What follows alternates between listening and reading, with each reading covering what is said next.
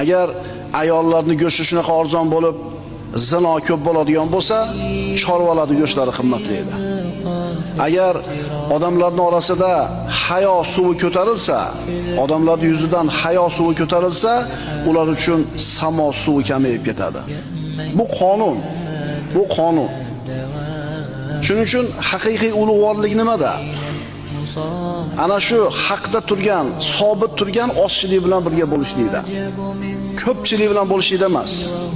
Allohning azobidan qutulishligimiz faqatgina mana shu Allohning dinini mahkam ushlagan ozchilik bilan birga bo'lganimizda bo'ladi.